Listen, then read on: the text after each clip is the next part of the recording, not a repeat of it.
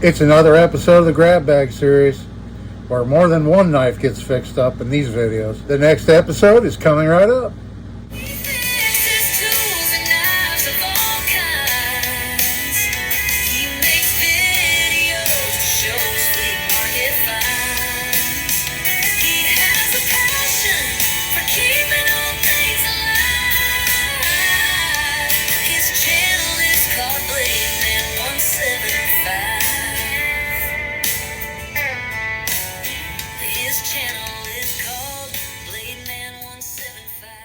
Hello everybody, and thanks for coming back for another video. This is Dave and I'm glad you're with me. We're out here in the shop today doing another episode of the Grab Bag series, and this is where I randomly reach into a bag full of pocket knives, grab a handful, and then proceed to clean them up in a 24-hour period. So I got the last batch cleaned up and I'm going to show them to you now, and then we're going to grab some more to work on. So we're going to start off with this knife here. I do have a before picture, but it doesn't look much different. This was one of those barn find knives.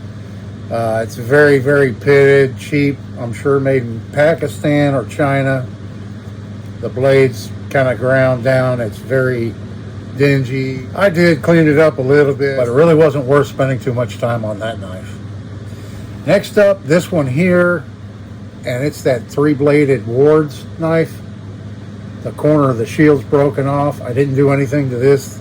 This is a parts knife. I looked at it again, and the blades are just so wore down.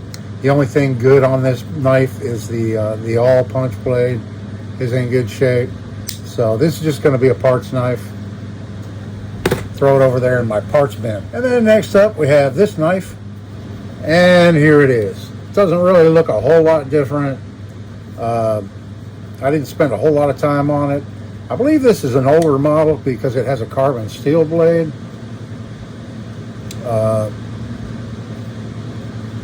It is, you can barely read it, but it does say China on the back, and then it says Saber 648 here on the front.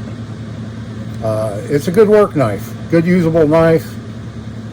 Lock back, it does lock up and function, and it took a nice edge.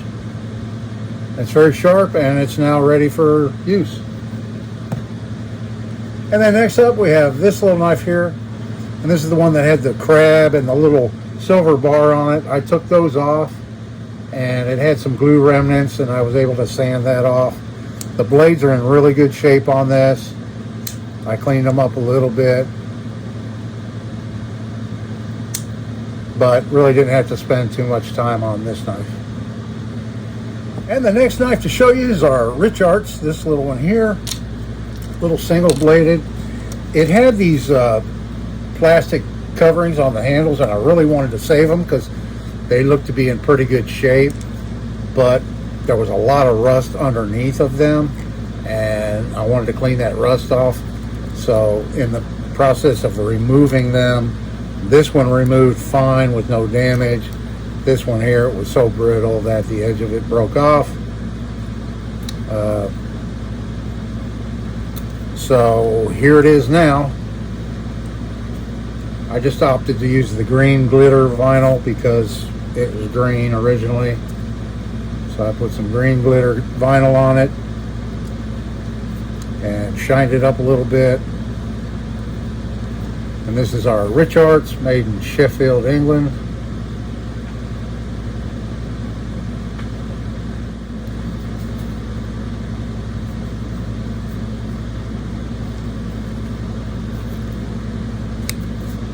And so there's that one. And then the before picture of the next knife is right here. And this is our Queen electrician's knife. And this one had quite a bit of pitting in the main blade. The screwdriver blade wasn't too bad, but here's how this one turned out. Considering the pitting, I think it came out pretty nice. The bail still has quite a bit of pitting in it from where that plating has worn off. But the springs are in really good shape. And on the main blade, you can see the pitting here. I got a lot of it out. And I went ahead and put a single swedge on this side of the main spear point blade just to help me get some of that pitting. It was actually on the spine of the knife too, quite a bit of deep pitting on the spine in addition to the blade, but I got the majority of it removed, and it's still good functional knife, even though it has a little bit of pitting. This is the one with that easy open for the screwdriver blade. It has a brass liner lock, and here's the screwdriver blade. It's in really good shape, and it locks up very well. No movement in it whatsoever.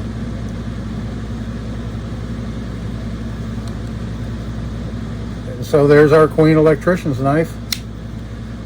I believe this is from the 70s with that Queen Tang stamp. We can try and get it on camera right there. Right there, maybe I can get that on camera and show you. But I believe the Q with the line running off of it like that was used in the 70s. You can correct me if I'm wrong down in the comments. But so there's that one fixed up. Okay, and then two more to show you folks, and then we're going to grab some more to work on. And these last two took quite a bit of work. They took definitely the most time out of all of these. And the first one to show you is the small Kingston penknife right here. This had one plastic scale and the other side was missing. Not sure how many models Kingston had at the time this knife was made, but I know they slowly started reducing the number of different models that they were selling towards the end there. But instead of going back with wood or whatever on this one, I opted to go with bone. And I just left it smooth white bone on this knife. And the blades are pretty decent on this one.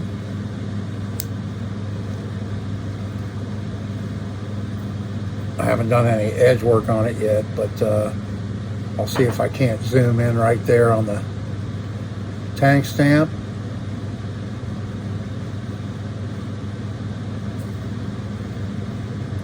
And so now we have an old Kingston with custom bone handle scales on it.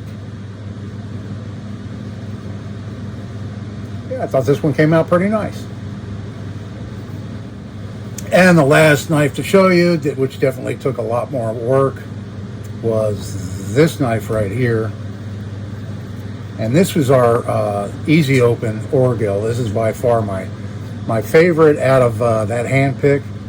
So I spent quite a bit of time on this one. It had these broken bone, missing bone. Although it was a real pretty looking bone, it was missing quite a bit of it. So here it is. I went back with bone, and it is pinned with copper, very small copper pins. If you've been watching me for a while, you know I've had a couple of issues in the past. Problems where the bone cracks on me. These are a little bit thicker scales than the ones that were cracking. These scales are a little bit thicker than those thin bones. That last one I did where it cracked. But I think that's what I'm going to do from now on, is I'm just going to use copper for my pinning material because it's a lot softer than brass to pin these on with. So I completely disassembled this knife, cleaned everything up real good, and made the bone, and then jigged it, and then I dyed it, and then I mortised out for the escutcheon, and polished it, put it back together, repinned it. I haven't really done a whole lot of work on the main blade. I plan on going back and cleaning it up a little bit more, but I do want to leave some of its patina in it. This is the old Orgill Brothers and Company knife, and I noticed in cleaning it up, the pen blade was rusted quite a bit, but when I cleaned it up, it actually has a better Tang stamp on the pen blade. So I'll zoom in right here and see if we can't get it. It's not a real heavy stamp, and it is a very old knife. I'm sure this knife is 100 years old or more, but not sure if I showed you the backside. But anyway, that's how it turned out. This is that bone I bought at the grocery store. Definitely my favorite out of the batch is this Orgill Brothers and Company Easy Open Jack. Let me know what you think down in the comments. All right, let me put these knives off to the side, make a little bit of room, then I'll grab my grab bag and we'll see what we're going to be working on. Okay, I have my bag here. I'm going to reach in there and grab a big old handful. We've got quite a few in this handful. How many am I going to pick? There we go, folks. That's what we're going to be working on. Let's see how many we have.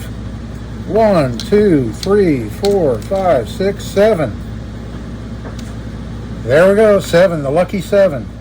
Ooh, we have another easy open today. I'll show that one last.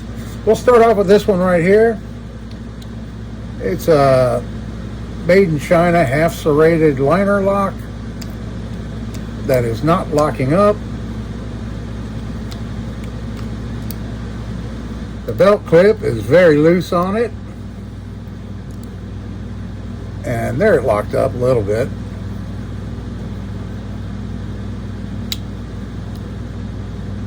It's pretty scratched up.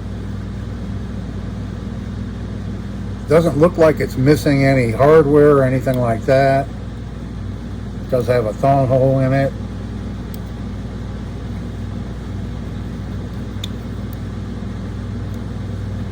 Got a little bit down inside here to clean up. Not too bad.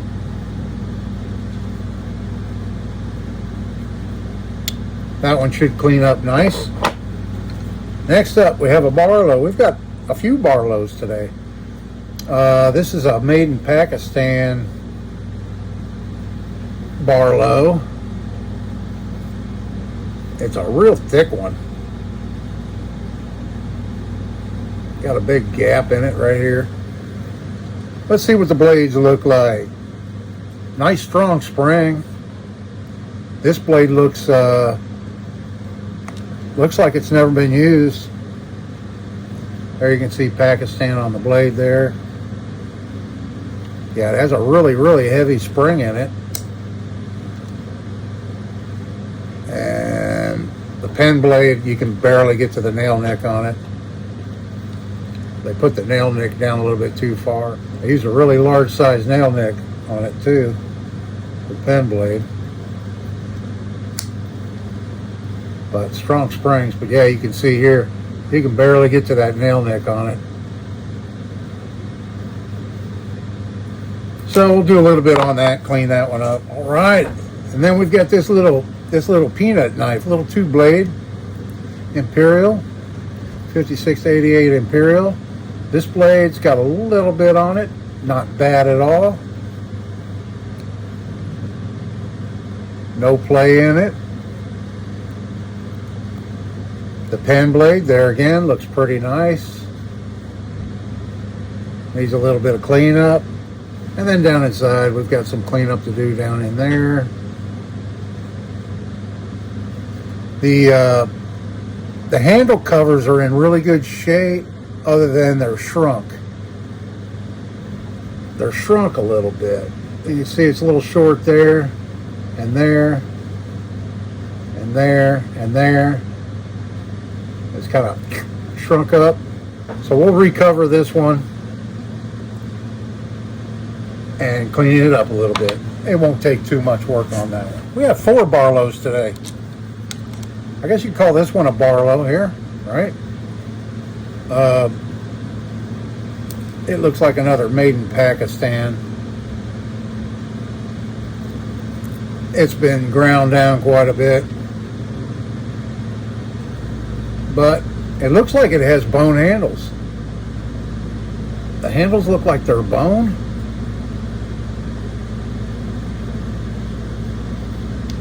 It has a good spring in it.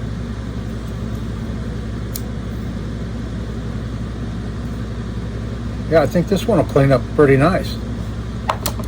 And then this Barlow here, it looks like bone too. Very dirty.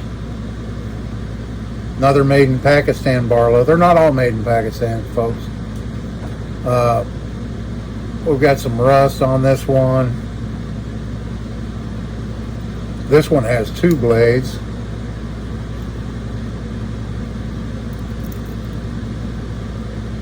This nail nick is completely filled in with something.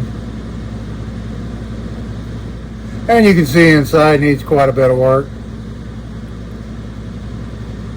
I'll be curious to see how this bone cleans up. How well the bone cleans up. So we've got that one.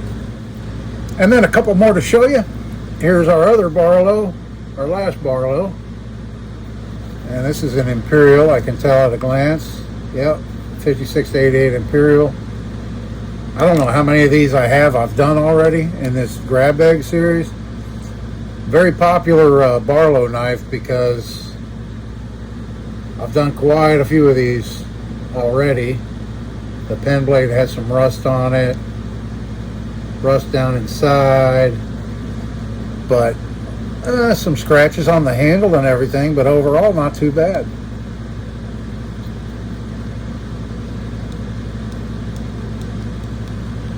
This one handle scale's a little bit loose, I'll have to tighten that up.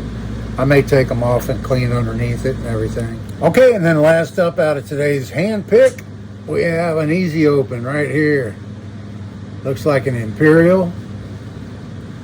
And it doesn't look like it's in too bad a shape. I can see right off the main blade is protruding a little bit, so we'll need to fix that. And yes, it's a 36-52 Imperial.